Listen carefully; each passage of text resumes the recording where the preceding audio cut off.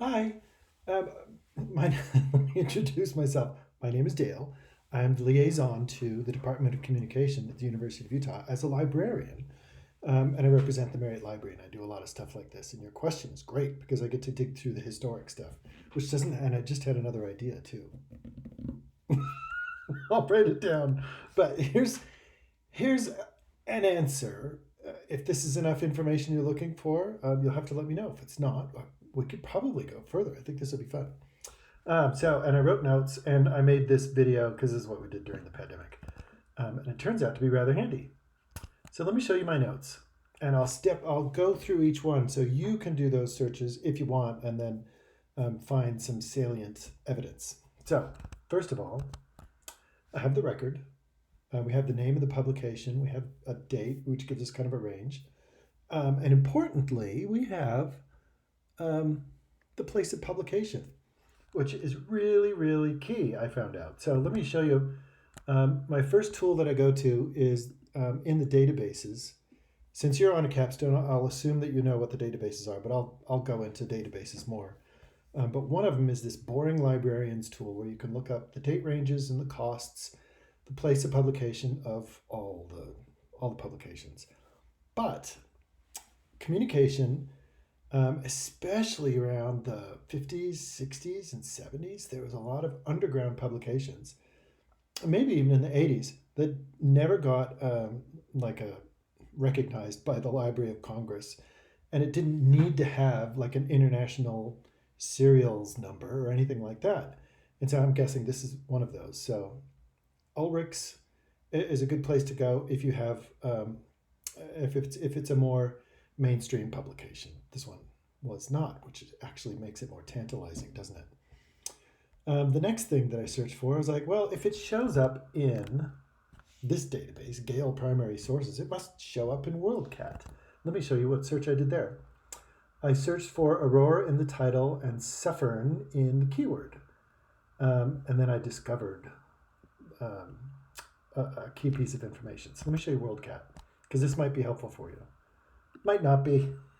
You can fast forward in this part of the video if you want to. I'm punchy. Uh, I was up last night talking to students at the Utah Asia campus, and their 10:30 is my 8:30, so it got kind of late. In the databases, there was this dream in the late 1990s where all the libraries would share one catalog and we could all search together. This is as close as we got. It's called WorldCat. And there's several versions of it. First search is the best one. I think they were hoping that we would always search this first. I had an old librarian, an elder, let me say that, an elder librarian when I first started. And they're like, you got to start with WorldCat. And you could see by the interface, it was left behind in the 90s. So for our keyword, let me zoom in so you can see. Keyword, Suffern, we don't know the author. Title is, it remembered my search. So there's no international book number. And it's books and serials, and it has VHS and a whole bunch of legacy stuff in here, so not a problem. I wouldn't narrow down to the year because we might miss it. But let me show you what we found. Back in the day, we actually have this on microfilm if you want to see a worse version than the one you saw in the Gale file. Be that as it may, this is the one right here. You can see the Gale group, and this database was Gale. Here's what you do is every time you go into one of these records, and they're all the same publication but different holdings, some may have print but a lot of them might be linked to other things, there would be a librarian who would sit and sometimes write down everything that was in this. They might figure out, they might put stuff in the notes field. This is what I encourage you, go through each record and look in the notes field and see if there's something that whoever the cataloging librarian was at the time found valuable. Cataloging librarians sometimes look for those gems that might help you in the future. So Prism of Feminism, they didn't really say what that meant, but there's something. We found also that there was the name of an organization, the Rockland County Feminists, which you may have already known. But I didn't know that, and that all of a sudden brought me into another search, which was a lot more fruitful, which I'll show you in just a minute. Worcester, this is where it was microfilmed. I saw microfilmers once in the library in my early days, and what a job.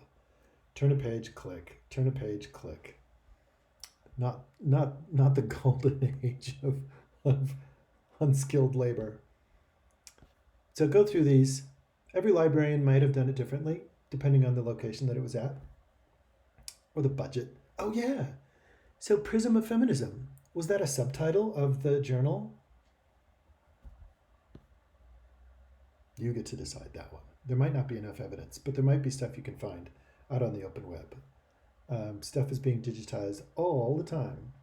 Okay, so after I found that stuff in WorldCat, and there's these records all kind of talk about the same thing. Here you can see somebody put it in 71 to 79, 71 to 74. That might need validation somewhere. Or speculation. You can just put that out there. There might not be validation. Okay, next thing that I went to. Oh no! I lost my record. Take me back to Gale. Okay. Second thing. Here's a fun one that I don't get to bring out very often. Google Ngrams. Have you ever heard of it? I wanted to find Rockland County Feminists in an incidence of books. So let me go to Google Ngrams. This is like if there ever was a parlor tool, this is the one. Around the turn of the century, our current century, Google went and partnered with Michigan and Berkeley, and they digitized all the books, like millions of books. And what you can do is you can type in something like computer, and what they did is they attached the publication date in the book, and so you can see out of all the books in all of those libraries, academic libraries, you can see the word computer starts coming on in 1940, and you can have like a timeline. Or is that a histogram? Is that what they call that? But you can see in 1985, we were sick about hearing about computers, but it went downhill after there. What can you do with that? Well, we don't have to put it in quote marks. Here's the mistake that I made, and I wanted to show you this mistake. I was so devastated at my first search. I was like, oh, no valid Ngrams. But then it said, it is case sensitive. And I was like, oh, if this is in a journal, or if it's talked about as a proper noun, as the name of an organization, we're going to capitalize it. And then magic happened. All of a sudden, let me move my head. All of a sudden, I found a date range. And this is the percentage of the population of data that this is from, which is just irrelevant. This is just a small smattering. But the important thing are the dates. So this organization showed up in the literature, maybe those things that were in the library. Maybe it was a scanned copy of that thing that we saw in microfilm. Nonetheless, we can see that the incidence of those dates peaks around 1979 when they said the publication ended. But there's evidence that it showed up afterwards and it was talked about afterwards. That's really good evidence. And these are the things that you probably found. What does that mean for you and me? Well, if it shows up in Google Ngrams, that means it's part of a digitized collection that the library might have access to. So let me go back to my notes. There is something called the Hathi Trust, where everything's scanned in those Google Books editions. Google donated all of those scans to a nonprofit with University of Michigan, and it's a database of all those things, and it's full text searchable. I did a search, and it was a total dud. I think the Hathi Trust had maybe weeded out some things like cereals. I don't know, but it didn't show up. But then I thought, well, why don't I just go into Google Books and do that same search for Rockland County Feminists? And as you can tell by my delight, I actually found something. You can also do there's Google Books, and there's also Google Magazines. The magazine's one I found to be less reliable, but let's do that search anyway. So if you go to Google Books, this time we have to put it in quotes. Google, I want to capitalize it too. I don't know if it matters if it's capitalized when you're in the regular Google. The Ngrams is picky. Also in the regular Google, if you have more than one keyword that you want to stick together, you have to put quotes around it, kind of the glue that sticks it together. And here's where you can start gathering citations. and sending requests to interlibrary loan. If you're not familiar with that, it's something where you can put in citation info and interlibrary loan will go off and scan it. So there's some boring librarian things like new serial titles. Boring. It's lists. Women's periodicals. Boring. Oh, Ms. Magazine. Not quite so boring. This might be an advertisement. Let's see if we can see it. They close a lot of these because of copyright. So the owners of Ms. Magazine. Oh yeah, look at that. We get the title. So we might have to track that citation down. Here's another one. Egalitarianism versus elitism, radicalism versus blah, blah, blah. But you can see there's another commentary. And this is from some book from Bowling Green State University in 1972. Isn't that cool? So, your job, should you choose to accept your job, is go through each of these. And if you find one that's really good, try and find the citation info. And if you can't find the citation info, send me a link and I'll work with Interlibrary Loan and we'll track down what that actual thing is. And there's indexes of magazines and books and things like this. So I don't think we have to give up. Having said that, and it looks like there's only 4 things. So let's go just for fun. Let's see if Google has digitized this.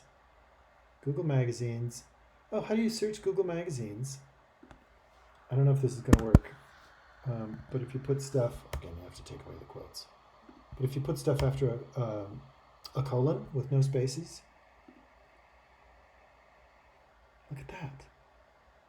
All of a sudden, there's more resources that wouldn't have otherwise been indexed because they're out of they're pre-internet and they might not have been digitized. New York Magazine, so there's citation info. Oh, so there's some irrelevant search results as well.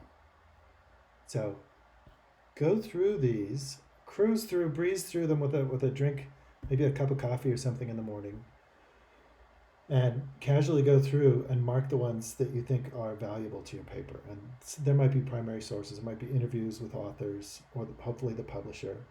And then we can dig into the provenance of how this thing started. If you go, though, and look at Rockland County Feminists in any of the databases that you've already looked for, you should be able to find things. And so, again, just for fun, oh, I don't want to be in Google Magazines. I just want to be in the Google. If we look up Rockland County Feminists, maybe there's going to be oral histories. Maybe there's going to be a whole bunch of stuff. Oh, there's 8 results. Oh, look at that. There's an obituary. Somebody founded the Women's Studies program at a college in New Jersey. I'm guessing you already found this stuff, but if you hadn't, this is so exciting. It's all happening right now. Like the current 5 to 10 years, there's a lot of stuff that's been digitized that's now being indexed, and we're able to find stuff like that. So I'm happy to help. Let me know how it goes. My email address is, I suppose you could just do the return, but it's dale.larson@utah.edu. I'm very happy to help. Thank you very much.